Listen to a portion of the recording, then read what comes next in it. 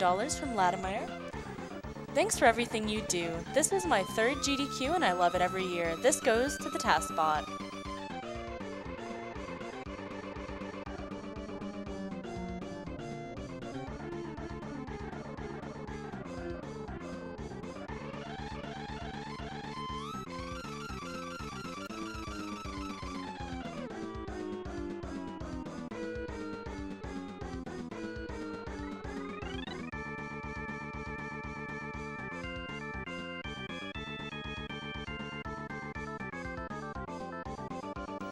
Alright, looks like we're ready for Jak and Daxter, the Precursor Legacy with OutrageousJosh. Let's go!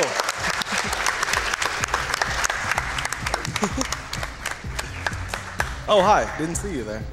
So, before we start, I just wanted to show this off. So, for those of you that played this game, you guys all know that the Lurker Shark is just pure nightmare fuel. Yeah. So, what I'm going to do here is we're going to make fun of him a little bit. So let's do that.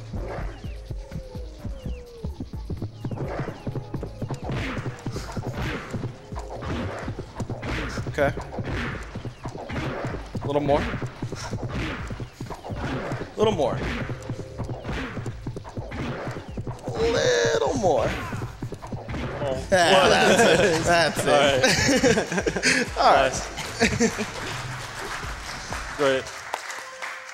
Just wanted to show that off real quick for you guys. All right.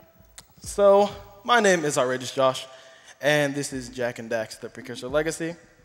First thing, before we start the run, there's actually a 6-minute cutscene that goes on when you start the game, when you start from a new file. However, we are able to start from a 0% file, and by loading it and pulling out the memory card beforehand, we're able to start right before the game, and it's pretty consistent timing. Yeah. Yeah.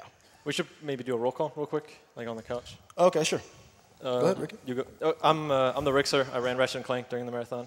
I'm Rubik's. I run Jak 2. I'm Headstrong. I ran Superman 64. And that's Wed. I win. Hey, Wed. Yeah, let's go, Wed. All right. So, ready for countdown? All right. 3, 2, 1, go. Okay. All right. So, go ahead, Ricky. You take it, Rubik's.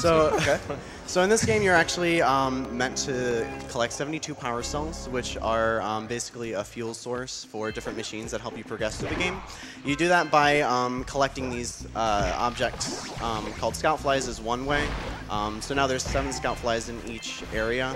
The first area being Geyser Rock, which is basically the tutorial area, which there are 4 power cells in there. Yeah, you need to collect all these power cells throughout the game. There's a few, like you said, there's a few ways of getting them. One of them is by getting these orbs, as you see, these little egg-shaped objects. A lot of the time, you can pay certain characters to give you a power cell by giving them 90 or 120 orbs and things like that. In the first level, you are required to get all 4 power cells. And what he grabbed earlier was something called Blue Eco, which is, as you can see, Jak is like lighting up a little bit. That's Blue Eco. You use that to 1, run faster, and 2, activate platforms and like different objects, and 3 is it magnets it magnets orbs to you, essentially. So here's a cool trick.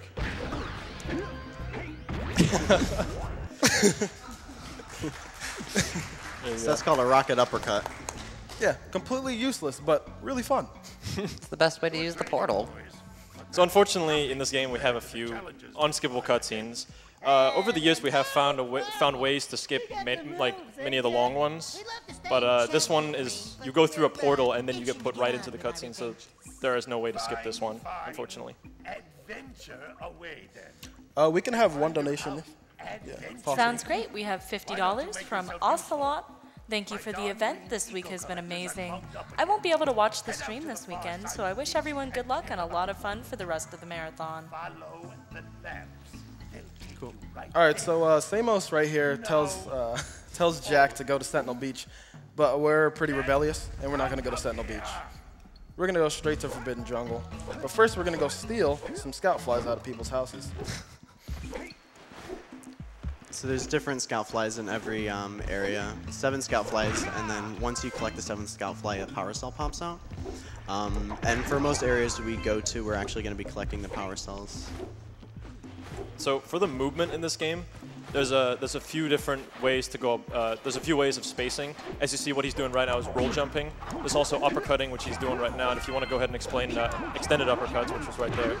So there's so that's called a boosted extended uppercut.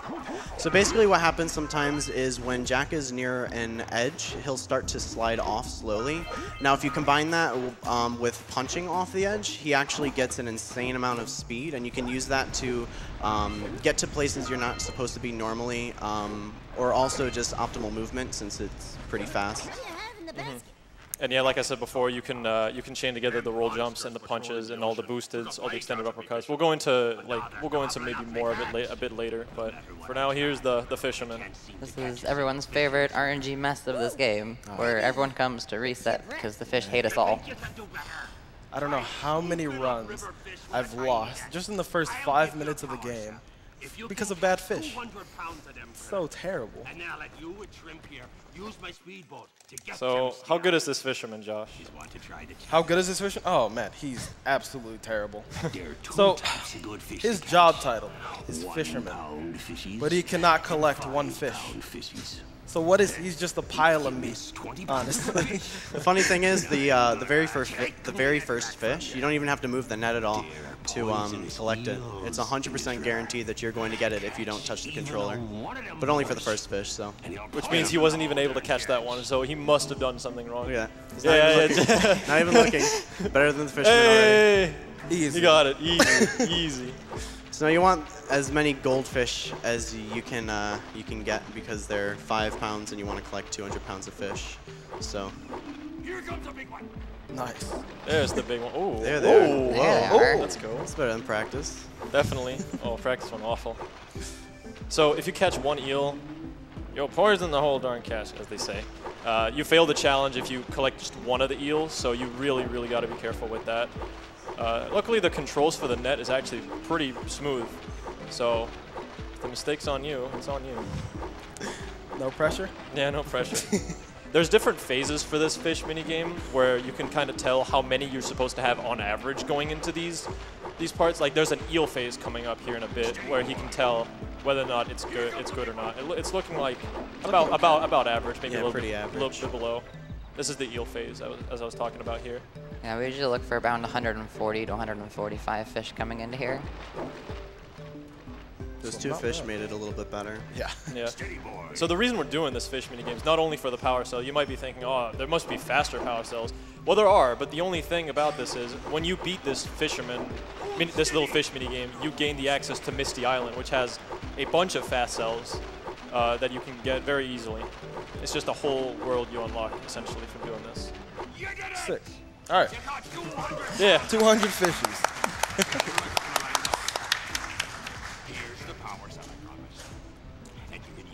We did his job.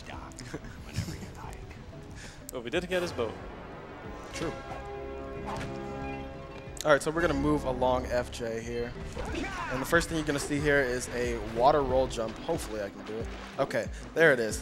It's caused by trying to roll jump just before you hit the water. It's kind of precise, actually. Yeah, you can't actually normally roll in the water. He'll just duck. But if you do a jump before it, you can do that.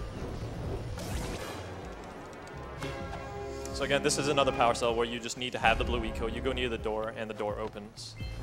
Just a little, really easy puzzle to do. He's also going to detour right here just to get a few of the scout flies. And he's going to go up here to get some blue eco. That was close.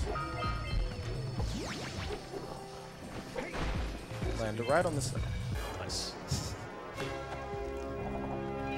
There's a few like optimal ways to move in the water if you want to talk about that, Rubik's. Yeah, so this is actually called, it's like water hopping.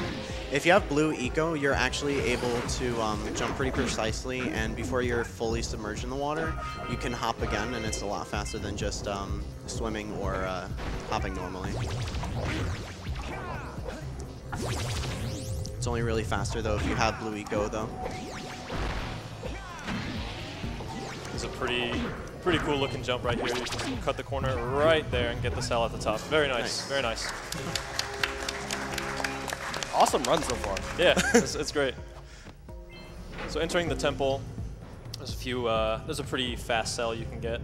Let's see if the camera bugs out. It likes to do that at the top here.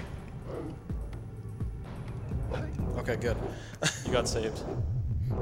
The camera can actually flip and turn around, even though you're going forward. It'll like think you're going backwards for whatever reason there. I'm always scared about falling there. The area is pretty precise.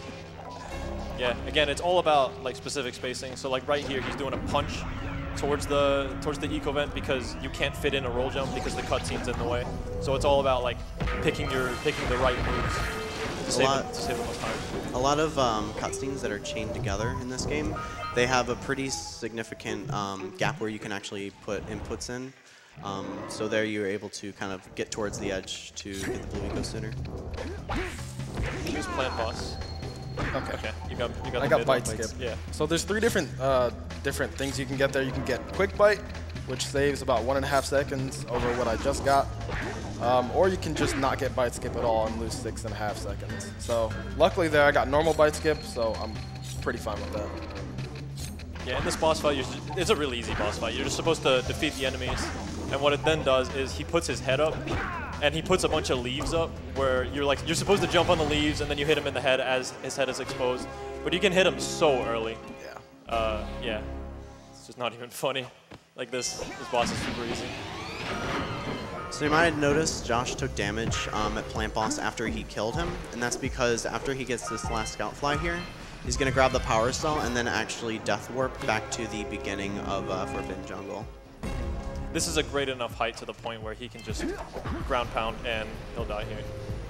Sometimes you can hear the fisherman in the background just laughing, so he's like basically mocking you for taking fall damage. So right here we're gonna abuse a checkpoint from Sandover. This is the only checkpoint in Sandover, and it's really close to Misty Island.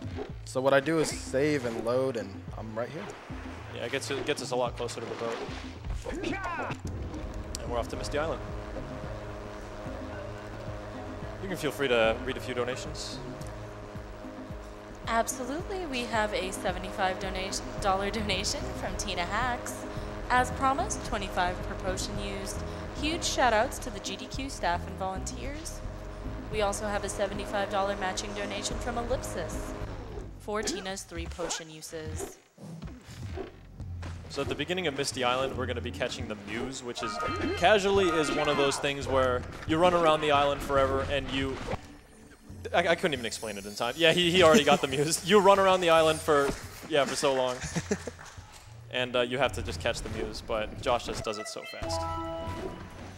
So now ever since he did that save warp, he's actually got autosave on, which is going to help in a couple different areas where we can quickly load warp and get to the beginning of different areas to be faster, basically.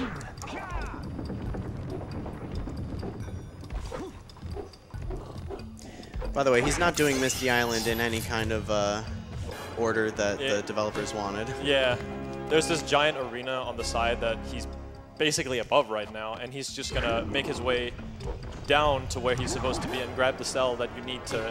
That's the cell you get for winning the fight, right? Yep. Pretty sure, Yep. yeah. He's gonna do a pretty precise roll jump here to get over to the other side here. Very nice. Very nice. I was so scared about missing that. It's really close. You lose a lot of time if you miss that. Yeah. Especially because of a cycle that's you gotta catch for Zeppelins. Yeah, so the Zeppelin cycles are based on your movement throughout Misty Island.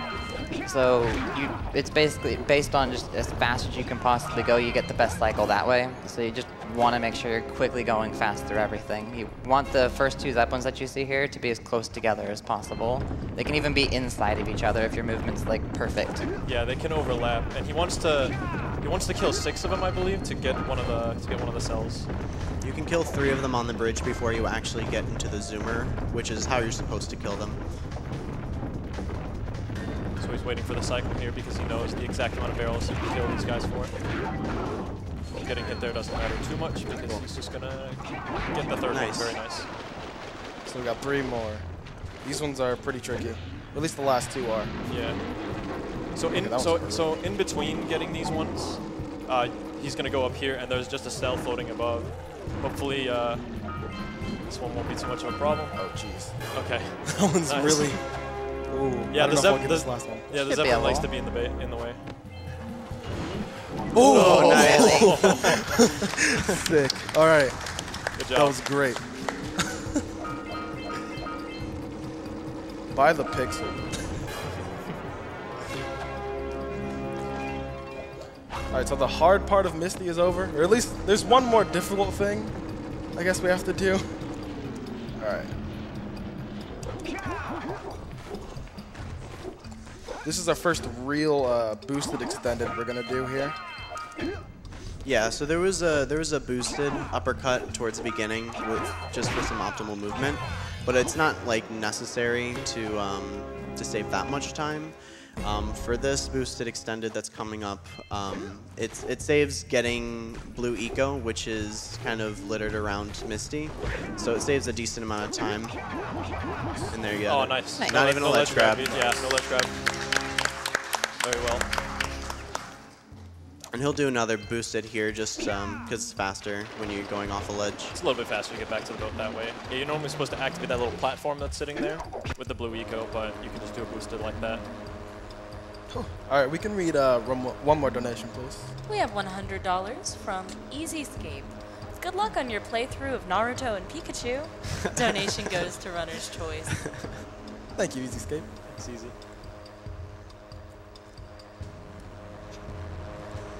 All right, so now we're at Sentinel Beach. Sentinel Beach is, well, I mean, it's just a vacation. You know, it's a day at the beach. Sort of. Yeah, it's a pretty straightforward level all around. There's not a whole lot. There's a few unintended ways, but really it's just a cool display of movement, if anything.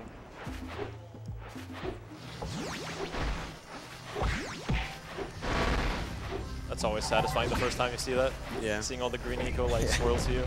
It's really cool. Oh wow, there's a power cell. Go get it, Josh. I got it. Oh, the Pelican got it before me, dude. Dang. All right, he got well, it. we got to punish him now. And how might we do that? Let's get onto this tower Oh, yeah. by any means possible. Assassin's Creed. I know you stole this from Jack. Look at this beautiful tower front. That's why Assassin's Creed is such a good game, guys. See that cannon? All right, here we go. You're gonna eat it. Bye, Pelican. Wave by. So normally you're supposed to hit the Pelican and it spits out the power cell, and you're supposed to go grab it before it scoops it back up again.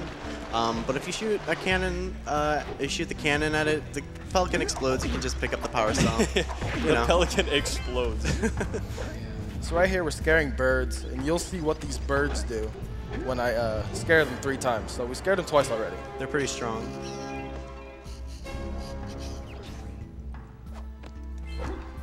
So here's the third time.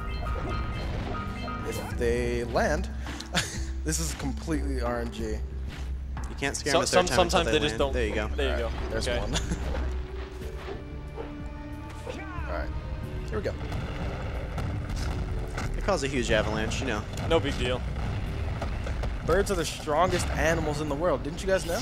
Oh wow, a cell. How convenient. Amazing. Yeah. Here it comes. All right, let's go get it, guys.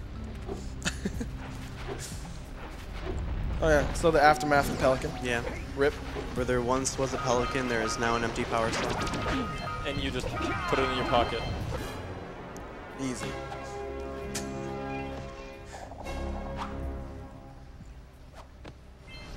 All right, so we're gonna kind of abuse this pad in a way. We're just gonna jump to the right here. This is totally unintended. Yeah, you're not meant to go over to this area. You're also not meant to grab the scout fly up here, but you can grab it with the blue eco. So this is the mission that Samos told us to do at the beginning of the game. We do it like after we already have like 20 cells. So what Josh was able to do, actually, I believe, is he was able to keep the blue eco long enough so that he's able to get off of this ledge here and grab the scout. No, Almost. Yeah. Really not close. quite. That's really hard. It doesn't to do. save that much time, but it's pretty impressive when you get it. It's just by basically having optimal movement throughout Yeah. the whole area. So this upper section here has some pretty tricky roll jumps. You just have to be very, very careful with how you space all these moves. And there's also these dogs in the way, so Josh has to be pretty careful here. Yeah, I've had a few dogs hit me off of the ledge. Not a great way to end a run. Good job. Now meet me down here by the egg. Hi, bird lady. Oh my. I hope the poor dear's okay. Here's a power cell for your valor. Ah, Fluffla. Beautiful creature. No, no. No, no, no, no. Look. Isn't that cute? It thinks you're its mama. Ah, I'm not your mom. You see any feathers here? Oh, love at first sight. Oh. Listen, boys. I'll take this little chick back to the village with me and work with the Nice sage hat, to by the take way. care of her. Hey, nice hat. So that's a baby Flut. Unfortunately, we never get to see the mother. The mom's Daxter. Oh yeah, right.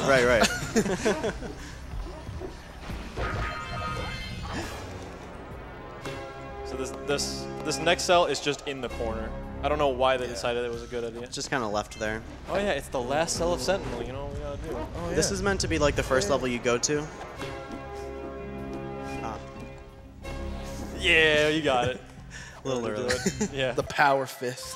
So now he's got autosave on, which happens when he did the save warp at the beginning. Anytime you get a power cell, it automatically saves, or you're able just to warp to the beginning of the level. Oh, I'm amused. You saved her. Oh, you really are the best. Here, take this power cell. I won't need it now that I have my inspiration back. He might have his inspiration, but the sculpture itself didn't change a one bit. No, not at all. He's an amateur. You wanted to make a rock. I guess that was the final product. Abstract rock. Yeah. And with Okay. this power cell, he's done with Hub 1. Yeah, that's World 1. So we're going to be heading into... World 2 has... well, between World 1 and 2, there's this little intersection that's it's called Fire Canyon. And the voice actor who voiced Kira, I think came in sick to work during this cutscene. Just listen to the voice cracks. You have the 20 cells needed to power my heat shield. Now be careful. The shield will only protect your zoomer. At least the first line is like... has at least 2 or 3 voice cracks in it. Flying over open lava will definitely So the cell keep you up requirement fast. for this is 20 Hit cells. 500 degrees and and it's over. That's how it is throughout most of the game. There's a cell requirement. The fire canyon gets pretty hot, so keep a lookout for jumps to keep you off the hot ground. I've also released several blue cooling balloons you can use to drop the shield's temperature quickly. Oh, and when you get across, don't forget to activate the teleport gate in the Blue Sage's lab. Then we'll be able to teleport over and meet you. Good luck! We'll definitely do that. Somewhat. Kinda. Kinda. Okay. So, Okay. Oh, yeah, go you, ahead. yeah, you go ahead. Okay, so basically, what we have to do in Fire Canyon, get all the boxes, all the orb crates, scout flies, and then we want to make sure our heat in the bottom left isn't all the way up, because, like Kira said, we'll die. So we have to get really high in the air to lower the heat, or collect these blue balloons. Yeah, the balloons cool you down for whatever reason. But everything in Fire Canyon is generally really fast to get. You really don't want to miss one of these orb crates, because they've got 10 in them. Yeah, that's, Yeah. we really need these orbs. Yeah, also the Scout Fly cell is very, very fast. So essentially he's just going to 100% this level because it's just like, it's very linear, it's very fast, there's not a whole lot to it. One thing to note too is the blue eco actually speeds you up. And actually the more blue eco you collect while on the zoomer, the faster you go. So does anyone want to go over the Blue Sage hut? Let's let them see it, and then we'll explain it right after. I think it'd be really cool for them to be able to watch it first. Fair enough. Let's do it. Get the scout fly first though. Yeah, that'd be bad if you forgot that.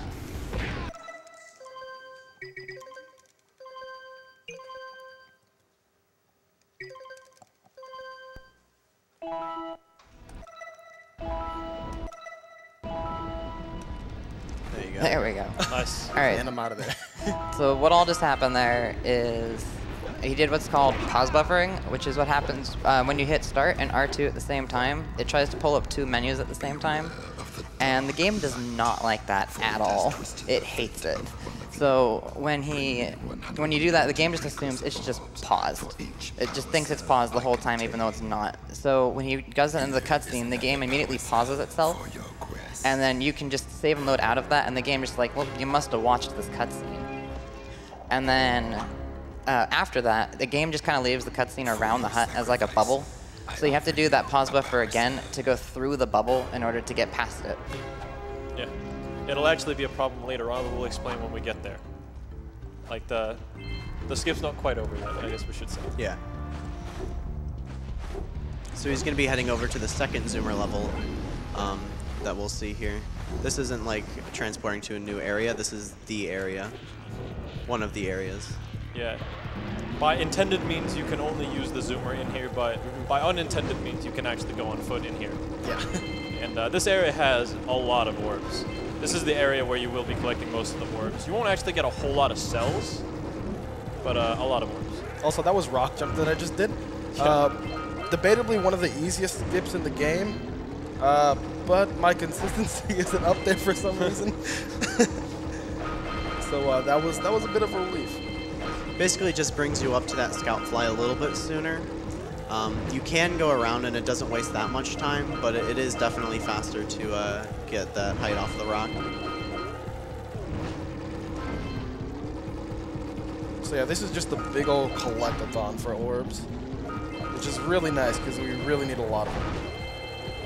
There are a lot of orbs in Precursor Basin, and so there's also a lot of fast cells.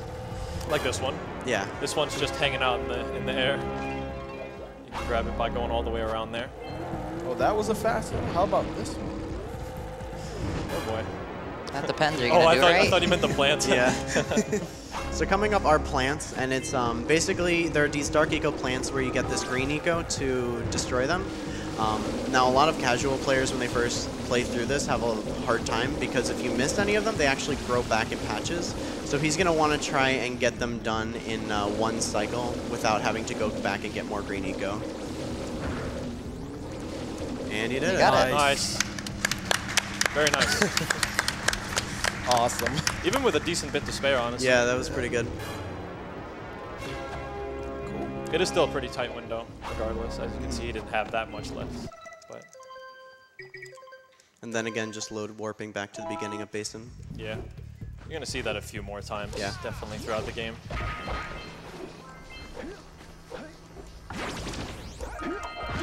Hidden eco vent that gives you a bunch of orbs too. That's another one of those things where you need the blue eco to open that. And then on the way here to Lost Precursor City, what we mentioned before, how there's the bubble around the hut right now, he's got to make sure he just stays away from that bubble and needs to stare his camera at the bubble. That way the camera won't hit the bubble either. That way you don't watch the cutscene. If the camera hits the bubble, then he has to watch the cutscene, and there's nothing we can really do about it. And right here, he's doing a death warp that requires you to do just a late timed jump so that it just void warps them away. The game's just like, you're too far from this elevator.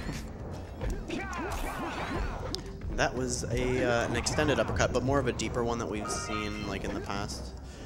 Basically, when you punch off of a ledge like that, the height you go down is actually height gained when you complete the uppercut. So it's pretty handy in a lot of different places.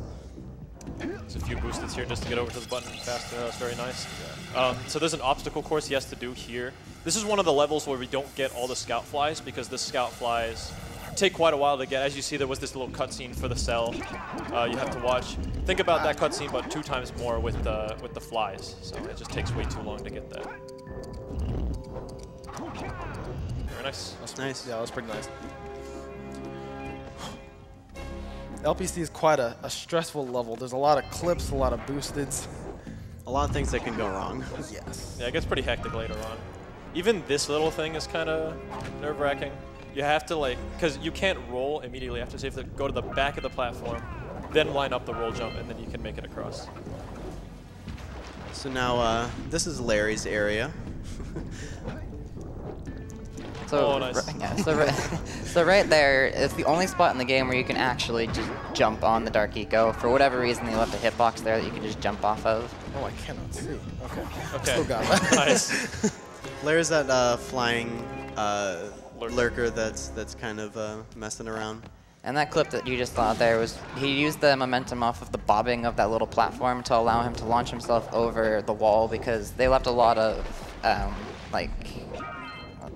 forgot the word I'm looking for. A lot of hitboxes on the walls that are they're way too high, so you can just skip over them, just like right here as well. Yeah, there's another clip you can do right here where he's going to go out of bounds. He's going to jump on the heads of this little thing. He's going to grab the ledge, and hopefully he can get this boosted. Nice. Nice, very nice. That's the big one. Yeah, that's the hard one, because you can barely see what you're doing out of bounds, and the water that sticks out of the wall is very tiny. So if you swim a little bit too far out, because when you land in the water, it also knocks you away. So you have to be very close to the wall, so you don't get knocked down. And if you do get knocked down, you fall for like 20 seconds.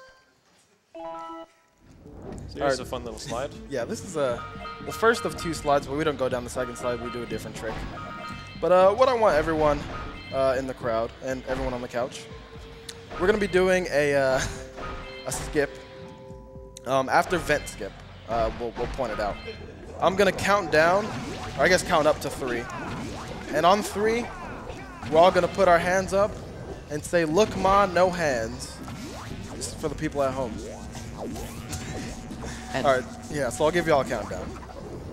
And yeah, coming up right here is the vent clip that he just mentioned. You use the vent to gain momentum again to launch up so you can get over the wall, just the same as every other clip in this area, because they just left that open. All right, here we go. Just make sure I don't take damage. All right, here we go, guys. 1, 2, 3. Look, ma, no hands. Pog chip. All right. And we got it. And we got the cell.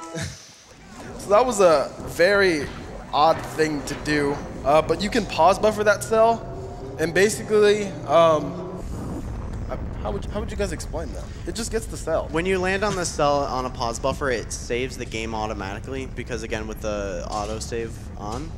So you're able to load as soon as the game pauses, and the checkpoint is back up where he activated this silo thing here. So he's able just to go straight back without having to watch the cutscene or activate the event there. All right, so now we're going straight to Boggy Swamp. Now, normally we would have to talk to the Gladiator, which is up there, and he has like this 2.5-minute story. But we're just gonna skip that by roll jumping and fast swimming over to this area. Don't die here, Josh. I will try not to. Okay, good. That lurker shark really likes to chase you while you're on land. And it's just especially right there, which is interesting. Also, might I mention that Boggy Swamp is the most disgusting level ever. Ever. All right, so we're going to do this fun clip here.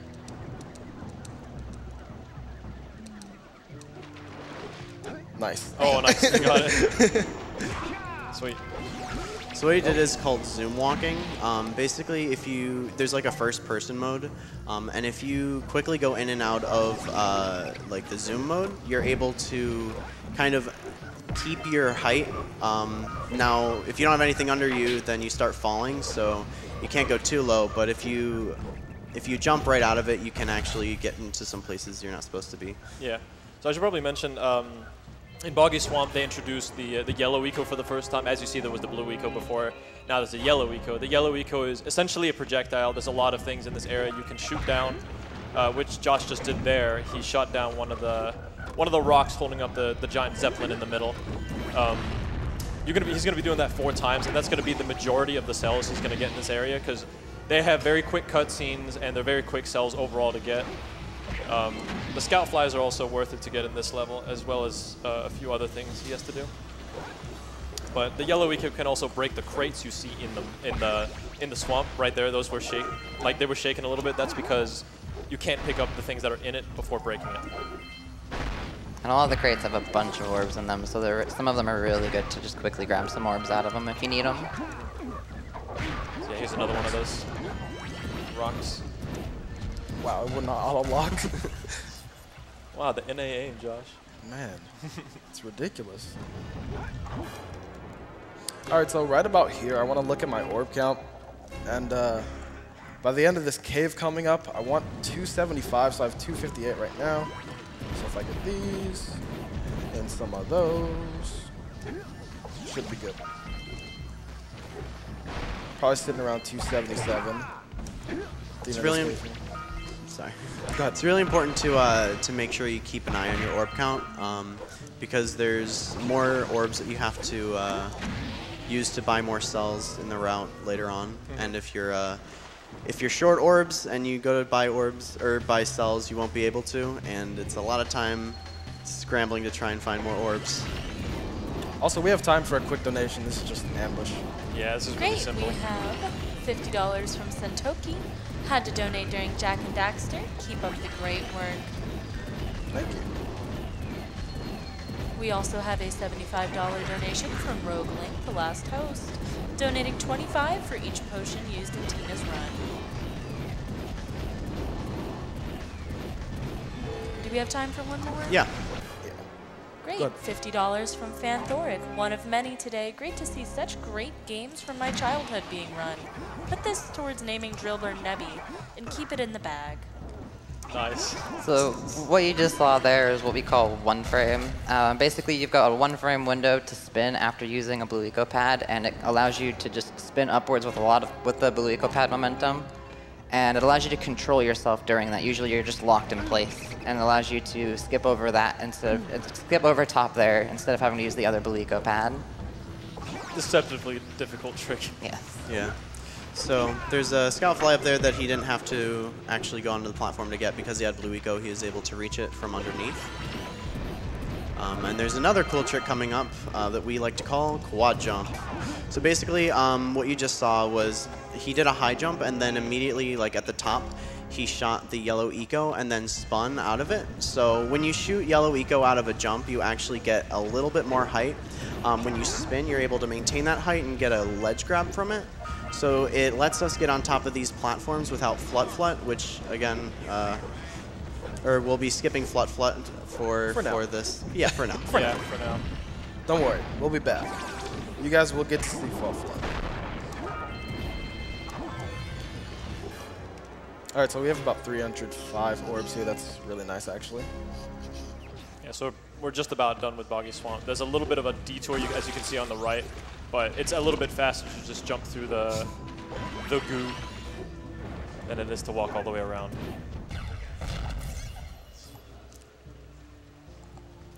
We have time for a donation, actually. Awesome, we have $40 from Ryan19. Long-time watcher, first-time donating. I had to donate during this amazing game being totally broken along with my childhood. Good luck to the runners and let's smash $1 million. Donation goes to Runner's Choice. All right, so right here, basically, I just want more than one health, preferably, for this next trick coming up. This is the run killer. Yeah. So first what's going to happen is normally there's a 45 cell requirement to lift the boulder to get into Claw's area, but there's a pretty neat jump you can do around the boulder to get to Claw early. And then after that we got pretty much the hardest trick in the whole run. No pressure. Now we have those 45 cells, but it also comes with a cutscene that lifts the boulder. So we do boulder skip even though we don't necessarily have to. Yeah, so we skip the cutscene. Want to talk about it, Josh? All right, so this is how I like to explain claw skip to people. Claw skip is a trick. It's like playing rock, paper, scissors with someone who cheats, like a lot. So, as you can see, Claw will throw out rock all the time.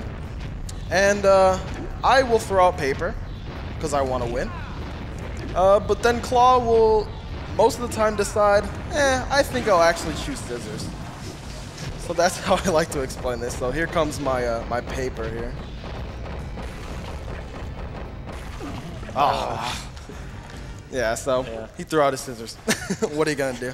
So the reason why that that trick is a problem is because it's a frame perfect trick that is based on unreadable RNG. So you can try it and do it perfectly and not get it, and then do the same thing next run and get it. What he needs to do is he needs to ledge grab the corner of the platform to walk through the lava and skip the whole thing. All right, so coming up right here, since we weren't able to get the other trick, is something that's called idle deload. So he's got to wait in place here for 30 seconds until Jak does his idle animation. And because he has the checkpoint stored from dying over in Claw, the game still technically thinks in a way that he's over by Claw. And right now, we're a bit closer to the other side of Claw than the front. So when he does this trick, he's going to stop the idle animation with a pause, and the game's going to freak the crap out. I need. Do you need the time, Josh? Because I know what it is. Okay. He's got it. You got it. Yeah, we're good. I didn't know if you looked or not. So yeah, the game kind of breaks a bit there, and because we're closer to the other side, we're closer to the other side of Mountain Pass, it just puts us there. Yeah. And now we're behind Claw. So there's some lurkers here that we have to race, and pretty slow, but you can go too fast. Yeah. To the point where you will lose this because of the way it like wraps around. If anyone wants to like touch upon that a little more. Yeah. So the way that this game kind of sees it is if you go too fast, it kind of reads your distance from the lurkers, and if you're too behind in the race, it'll automatically end the race and you'll die because the lurkers will reach the end. However, if you're too far ahead, it'll still read that you're too far away from them and too far behind, and because of the way it wraps, it'll still just kill you. The way we get around that is if you go around this corner, it slows you down just enough so that you won't ever end up going too fast. Also, all the dynamite that you see him passing by, that's an insta-kill. So you really got to avoid all of that, basically. Yeah. Real fun. Yeah. Many a run died to that. Yeah, especially when you're super nervous, you're on PB pace, you just got claw skip, and then you have to drive past this dynamite, and like, you're frozen, and you can't move. You lock up. It's the greatest feeling. So Josh is actually going to do an incredibly minor trick he's been doing throughout the run we haven't really talked about. He's actually going to park the zoomer like this in a specific way because Jak always jumps off on the right side. And the reason he's doing that is because he needs to go... Oh, there's the lurkers. Hi. Hey. He needs to go back into the cave. And what you normally need to do is you need to... he's going to try and get a cell where you normally need to have the yellow switch skip on the yellow switch in Snowy Mountain unlocked to get the cell for this area. But we found a skip for this like a few years ago, found by someone named Goofy, where you can glide up the wall using a high jump and a spin, spinning at a precise time to get the cell above. It looks really easy to get like that, but it took a while for us to discover it. It's pretty first precise. try, Yeah. it's nice. Yo, shout outs to Goofy.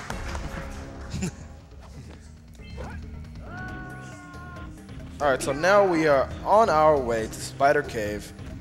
Now, Spider Cave is an interesting level.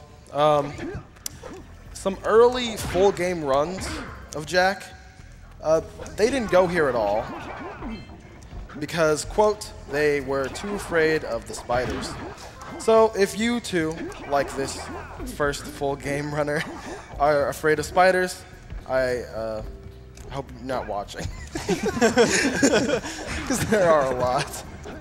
And something great with that as well is the second run that was done, they did go to Spider Cave, but they did not go to Snowy Mountain because they thought the cutscene was too long for Snowy Mountain. So they ended up doing just completely opposite routes in this third hub area. Insane. So yeah, those spiders shoot purple or dark eco things. I don't know why. So he's heading over to this gigantic robot area.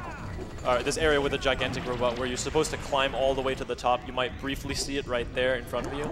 And there's a cell sitting on top, and there is a way to get to that a lot better. So he's going to go to this detour part, where he's going to grab some orbs, and there is a cell waiting for him at the end. And on the platform, and there's the cell. He's waiting there just so you can make the boost that he's about to do a bit more easy, because if you grab that blue eco, doing a boosted with blue eco is awful. Nice. Nice. Nice. Okay. That's a pretty precise boosted, so it's, you know. Good that he got that, yeah. Super punishing if you miss. All right, so now we're going to the spider cave of the spider cave. This is where, yeah, we have the most spiders here. Yep. They're all spider eggs and they all open because I'm moving near them.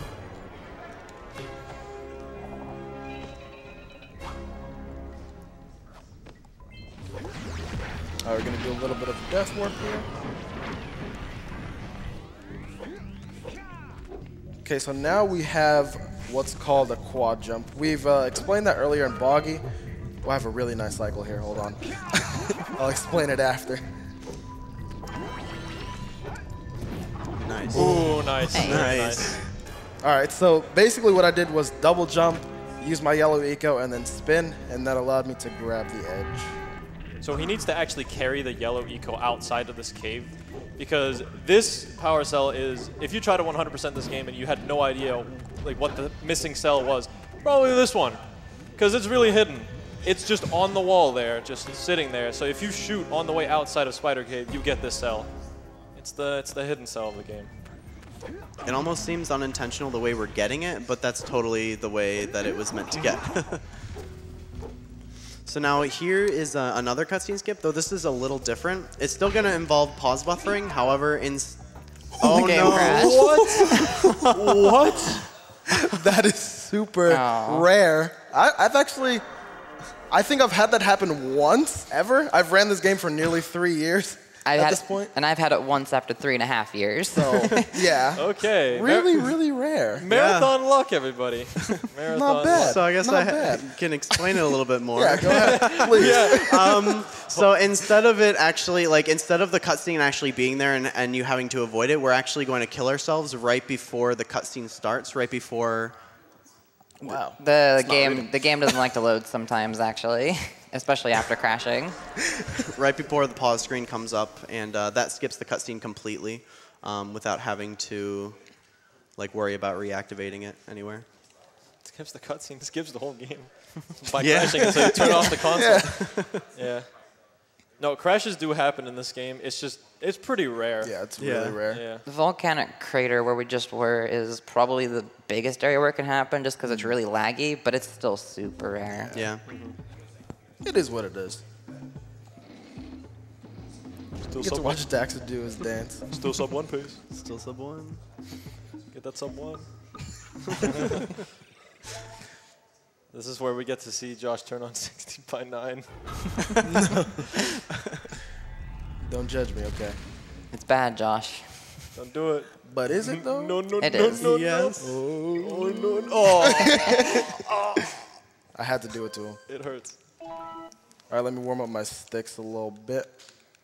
Oh, yeah. With the Jak games. Yeah, the Jak games have a really terrible neutral position for when you first turn on the game, so the controls are a little wonky at first, so you just kind of mess around with the control sticks until it actually starts working correctly. Oop, nice, I missed the button. Wow, I missed it again. Game really does not like me. All right, I'm getting a little weirded out by this. There it goes. There we go. Okay, that's what's supposed to happen. That was what was supposed to happen. So now he's completely skipped the cutscene and he doesn't have to worry about reactivating it at any time. And he's able to get these 2 cells here. Yeah, there's no bubble in this cutscene, just like we talked about in the blue stage. Yeah, because with this cutscene, we skip it with a death, and the death just tells the game, hey, look, you watched this cutscene. Good job. Yeah. So now it's important that we get these cells before, or like after watching the red stage cutscene, because the next area, actually, we're not able to get to it until we get 2 cells after watching the cutscene. So you're actually, if you get all the cells in this area before watching the cutscene, then you're kind of stuck without being able to go to the next area. So. Also, those cells were 120 orbs, but it's most definitely worth it because the cutscene for those cells are quite short. All right, so we have time for a donation. Great, we have a $50 donation from an anonymous donor. So many memories with Jak and Daxter, itching to get back into it and try out those moves. Thank you, GDQ, and everyone involved. We have time for another one. We have $100 from Nintendo Capri Sun. We've seen some great runs this week. Hang in there and keep fighting the good fight. And happy birthday, April. Thanks so much for your donation, Tim. Happy birthday, April. Happy birthday. Happy birthday, Happy April. birthday, April. And hi, NCS. So this is Snowy Mountain. Really beautiful level, honestly. It's one of the better looking ones in the game. What he's going to do at the beginning is he's going to press these blockers. They look fairly simple to press, but they're going to be a bit of a hassle later on, and you'll see why. They're going to be a bit tricky. This level also introduces a new mechanic. It's red eco. It essentially allows you to break things you normally wouldn't be able to break. It just makes you stronger. So right over here in this cave, there's these shield guys. You need to beat 3 of them in this level for a power cell. So here he comes. He puts a shield up. We punch him, and the red eco sort of Dissolves it. Yeah, dissolves it. Then right here, we're doing a trick that allows us to skip the flut section of this area. So you usually have to go through this really long, windy area with flut, but you could just punch down there instead. But don't worry, we're not skipping flut, even though we're skipping the flut section. Oh yeah. There's a lot more than the flut section for flut. Trust me. You'll see.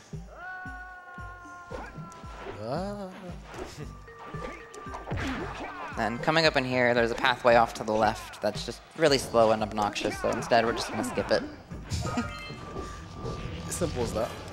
So now there's 1 frame to do a trick here called rocket uppercut. No. He got it in practice. He got it in practice. Yeah. But it's 1 frame, and it's not even the first frame after the cutscene ends. It's 6 frames after the cutscene ends, so it's a little weird to get. But if you get it, you actually get shot right up. So you saw him jumping up the wall. It saves about 10 seconds because you don't have to do that. So here's flut, and this is the intended area you're supposed to use him. And this isn't the intended area. Super easy out of bounds. You can just bring him into the level, and you can use him just for the entire duration of the level. So this is the part where you have to jump on the blockers on the ice, which is quite tricky. Also, this cell that he just got, you're normally meant to break that with the yellow eco, but we have flut, and you can break it off the wall just like that. So if you have any problems, just use flut. All your problems will go away.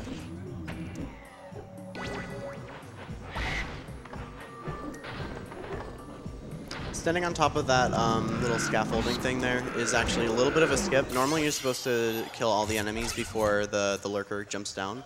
But if you jump onto his little icebreaker thing, he actually jumps down early. It's a little bit faster. So one of the hardest blockers is coming up here because he's jumping from a pretty high height here, so you still hope to land on it. Very nice. And this is the fortress that he lowered here. And in the fortress here, we're going to try and do a cutscene skip on a power cell, which is the only one that we can actually do this on in this sense. Basically, you want to jump up really high and then twist the camera, and it despawns the cell and then respawns it in, and then when it's doing that, it just skips the cell when you collect it during that. And then if you ground pound the vents that had all those orbs in them, right as they open up, it allows you to just grab them all at once. Now this area here is really hard. And Josh makes it look easy, but that ice is super slippery, and especially on flut, it's really hard to control where you're going. With those 2 enemies there, it's super easy to fall off. Gotta go ham. That whole section was really, really good, honestly. Yeah, well played. So here's just another skip. That's it. That's the cell. A small little fight that you have to do otherwise, but flut can just make it up. You can actually make it up on foot too, but it's a little bit harder. Nice.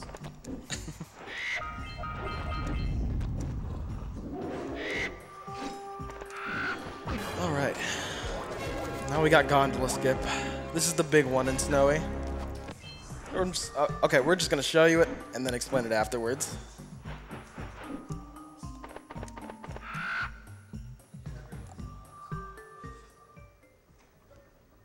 Nice. Okay. Very nice.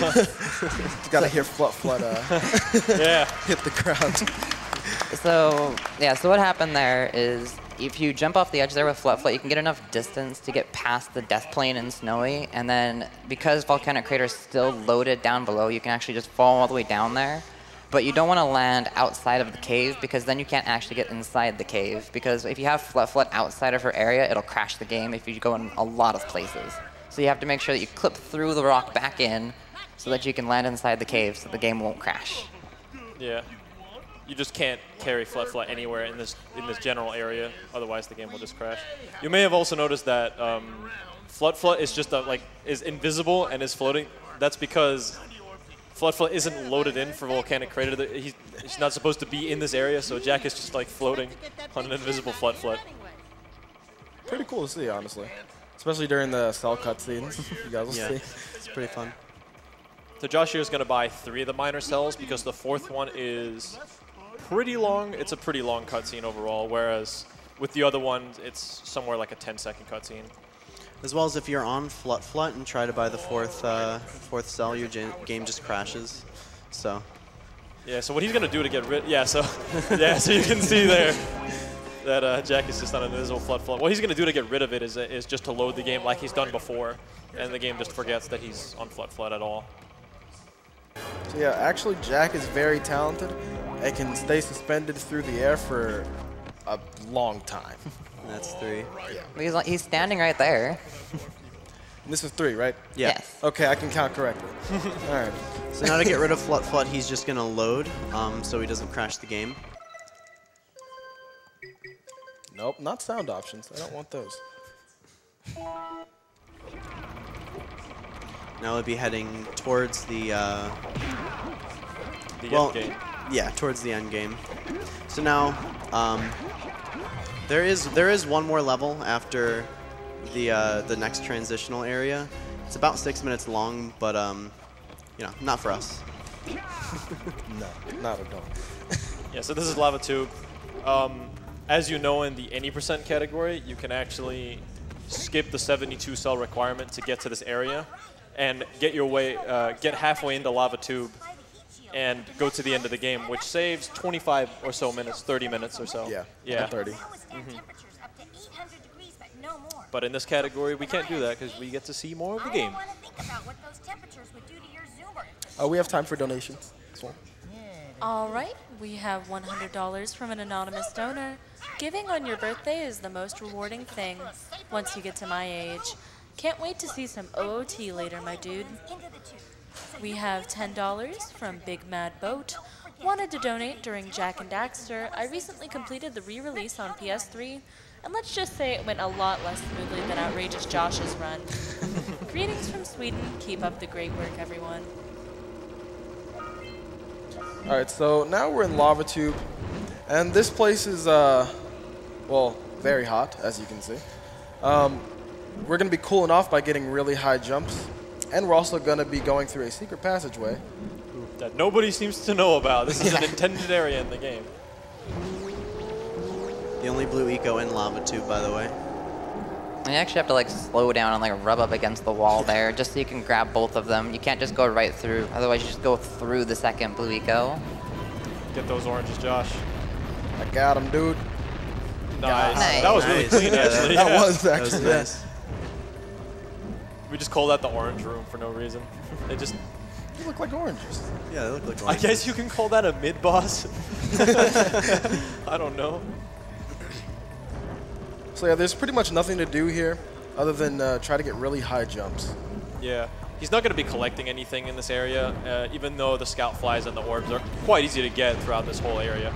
But he already has the 72 cell requirement, so all he has to do now is beat the game. He doesn't need any of the items anymore, or collectibles rather. That wall is not solid. Well, he's actually going to get 2 more cells, Yeah. but one of them's for the reason of getting off the zoomer. You can't get off the zoomer unless you grab the cell, which is right over here. And yeah, coming up right here at the end of Lava Tube, there's 3 skips that are gonna happen really quickly back to back to back. This first one here is the same as the red stage. He's gonna use that pause buffer that we mentioned earlier to hit this button, and then he's gonna die in the lava. That way we don't have to talk to Kira. And then immediately after, he's going to use the pause buffer again and die to skip the next cutscene. However, this next cutscene also is a bit broken. to where when you skip this cutscene, it brings you to the end of the level. So that is all of Citadel right there. Yeah, and that skips a 6-minute level. Yep. Yes. And then that skip right there also skips another cutscene that's about 2.5 minutes long. You just have to pause at the same time as collecting that cell. Yeah, that final cell is tied to one of the longer cutscenes of the game. So this is the final boss area. And heading down to it, you can do a small death warp on halfway down it just to get down to the boss a little bit faster. He's going to wait a little bit, and he's going to jump off right here. Saves a few seconds. He's going to use Yellow Eco throughout most of this fight to shoot at the robot.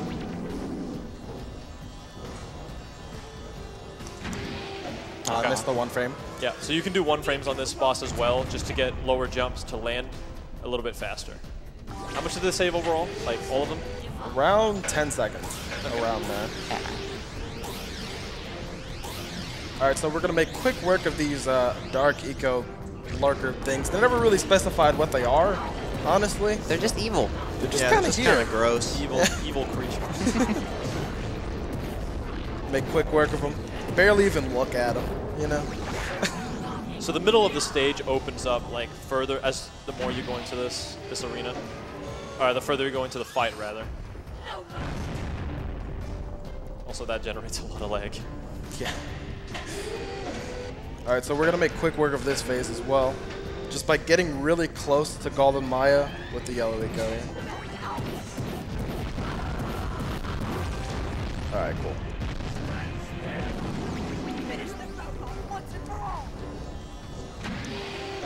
Still didn't get the 1 frame. None of them. Well, you got the one in buggy. Yeah, you got one in buggy. That's the one that's important. So he's got this giant cannon this time. Quick shot. No quick shot.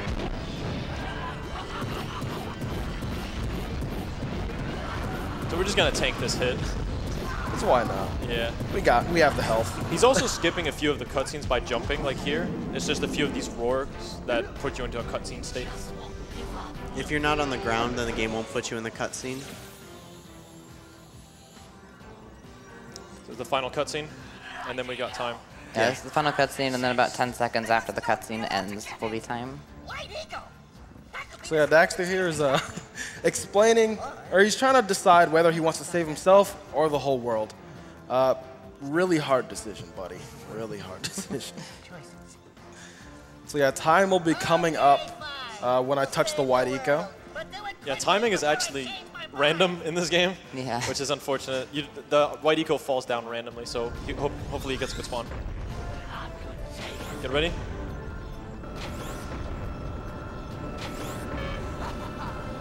Average spawn. And time. I want to give a few shout outs as well afterwards.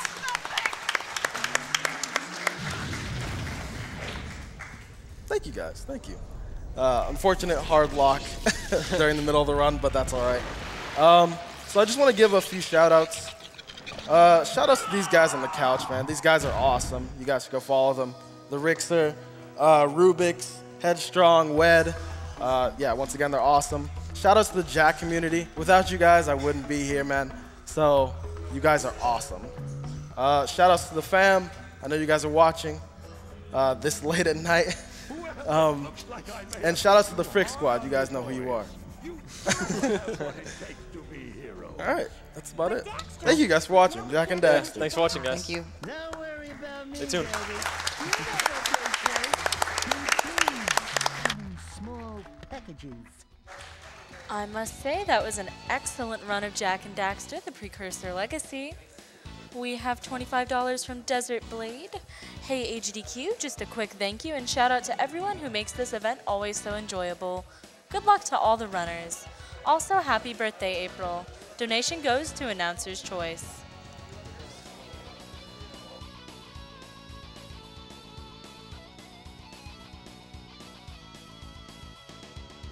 We have $10 from Avastep. As a cancer survivor myself, I just have to donate what little I can. Keep up the good work.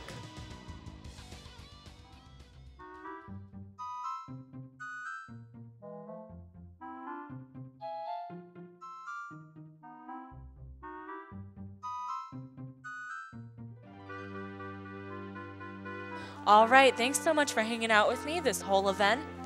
I'm off to enjoy the rest of my birthday, and I'll be handing it over to Big John here in just a minute.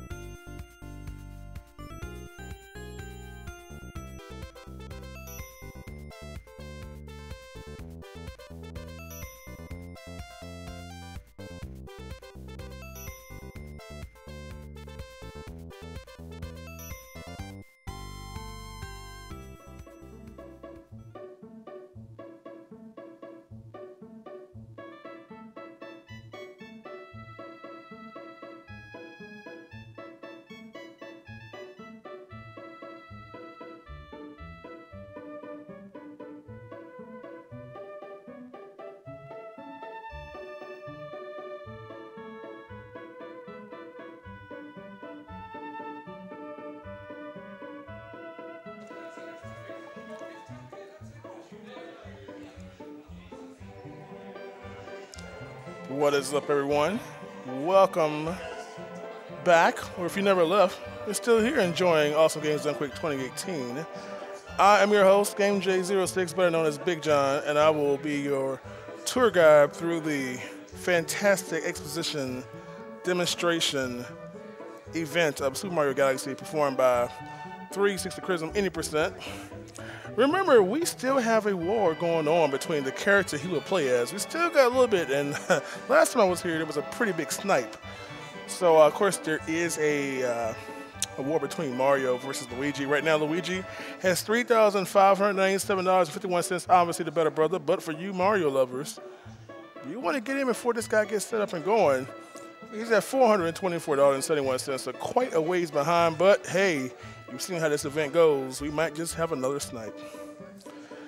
In the meantime, before we get going with this, let's read some of your donations, shall we? Following from the last run, we got Bamflex with $75 that had to donate during that Jak and Daxter run. One of my favorite childhood games and the first game that I ever got 100%. Since cancer has taken a family friend of mine and my grandma is currently fighting it, thank you to everyone involved in AGDQ. You all are doing amazing work. We've got Spammers with $50. Since I watched recordings of AGDQ for the past couple of years, but this is my first time watching live, so I had to donate during one of my favorite childhood games, Jak and Daxter. Like so many others, this cause is very near to me. My mother has been diagnosed with and has been beaten cancer 3 times in part to early detection. This is an awesome event and awesome commentary. Keep up the great work. $30 from Ballard Hunter says, good morning, everyone. Everyone excited for Jak and Daxter. Keep up the great work. $20 from Anonymous. Even if the crowd isn't listening to you, Twitch chat is. You the man, Bob. Yo, Luigi's still winning by way, 3,500. Man, 3,000 on his red brother. We've got $50 from Anonymous. This hopefully gets us closer to getting a successful event. then maybe Snit can get some sleep. Pretty sure he hasn't slept all week. And just to give you some FYI, you know, we have a lot of things coming up. We still have, Super Monkey Ball was met. We've got a Super Monkey Ball task run coming a little bit later. And of course, this evening, if you don't know, for some reason, if you've been out of the loop, we do have that, what I'm really looking forward to, that Mega Man relay race. You're going to see 12 of the best players, 3 teams of 4, or is it 4 teams of 3? Math hurts. 4 teams of 3 duking it out between Mega Man 1, Mega Man 2, and Mega Man 3. If you missed this, you should be feeling shameful for yourself. Make sure you watch it live. Catch that VOD. That's coming up tonight. Check games.quick.com. Click on the schedule so you can see exactly what time it would be for you. Alrighty? Don't miss it. If you miss it, I'm going to find you. We got $20 from Robert. GDQ is one of the greatest examples of what good gamers can do. Thank you to all the crew working every day to make this work, to the runners showing amazing and fun games, and to all the hosts, hey, like me, that make it even more interesting. Let's beat cancer once and for all. Since it's April's birthday, donation goes to her choice. Happy birthday, April. Happy birthday to you.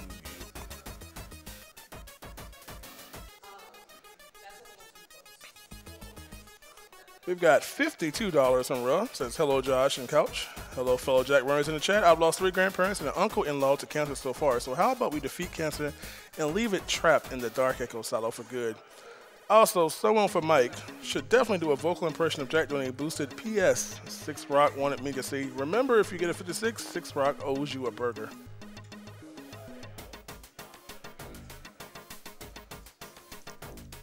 I hope the GDQ chat is ready for the Super Mario Galaxy run coming up soon. Where's the chat at? You all awake? We have $10 from Anonymous. The guy goes into a library and goes straight to the desk and asks the librarian, can I get a pepperoni pizza? The librarian looks a little confused and says, sir, this is a library.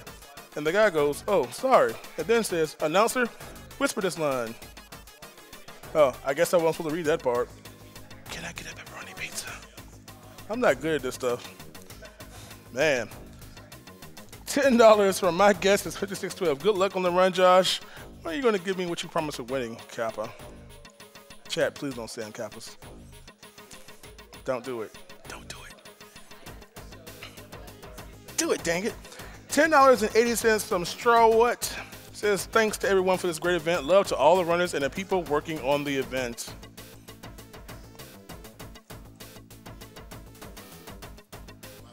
We got $35 from Sweet Toast. Says, hi, I wish Chrism success on his run. You know, he's about to show you all. We got a nice lengthy run here.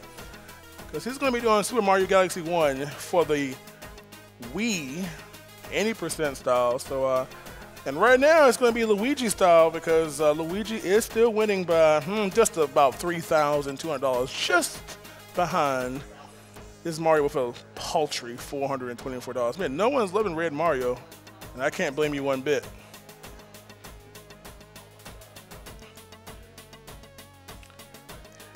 So again, make sure if you haven't already, we have a lot of stuff coming up. Make sure you check GDQ, GamesDoneQuick.com website for all those good things. Again, we still have some of those prizes available. And of course, if you've been out the loop and you want a chance to win an 8th generation console bundle, we're talking about like what? Like a Dreamcast? No, that's the wrong generation, isn't it? What you got? Like a man, give me a Dreamcast, a Nomad, old school Game Boy. Go on Atari 2700. No, we ain't got none of that stuff. You're not going to eBay for that.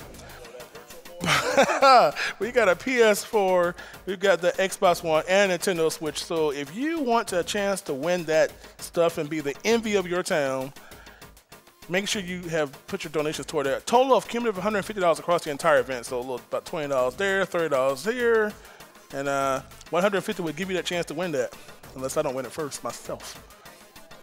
And of course, we've got a sketchbook from LLK, $30 for that one, as well as the Friends AGDQ banner, $50 as well. Also, don't forget, we have a lot of file names coming up. We've got Kingdom Hearts character names for Pokemon Black, White 2. Check out those incentives on the tracker there. We also, of course, we have that Punch-Out. If you want to see the man, Zallard, doing Punch-Out, we're talking about 2 games, 1 controller. Not 1 game, 2 controllers, but 2 games simultaneously. Punch-Out and Super Punch-Out. I mean, you know him. You know, you've seen Zallard in the past. GDQ show his skills at this, so make sure you check it out. All right. So we are ready to get this going. I need some hype in this audience. I know it's not a lot of y'all in here, but wake up, y'all. Let's go. Chrism, take it away, man. 80% Super Mario Galaxy as Luigi is the winner of the character board. So let's get it. Let's go. Luigi boys. Luigi boys. What is very that happy. mean? Very happy that Luigi was the one. Okay. I'm just going to start a countdown, okay? Okay, 3, 2, 1, go.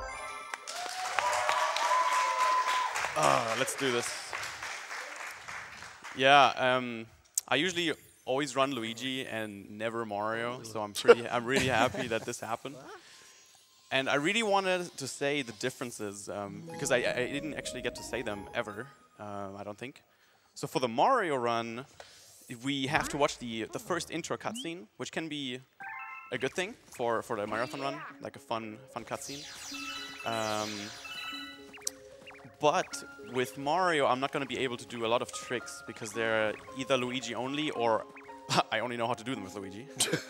And so yeah, overall the run is a bit cooler with Luigi, I would say.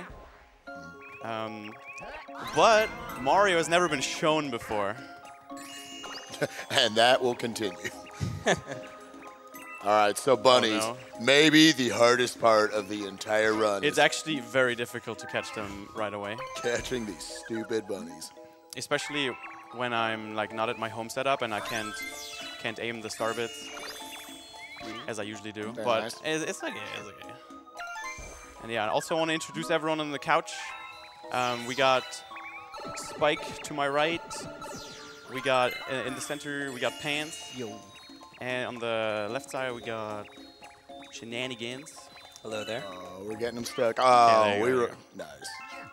And yeah, Spike does Mario speedruns, Kingdom Hearts, Rayman. Pan speedruns like everything, but he's not good at any of them. I'm just kidding. I'm just kidding. But he has done a Breath of the Wild 100% run. He's great. Yeah. I had to fire shots at least once. And Shen plays mostly Pokemon speedruns. He's my randomizer buddy. So Have you ever played this game? Never seen it. Oh.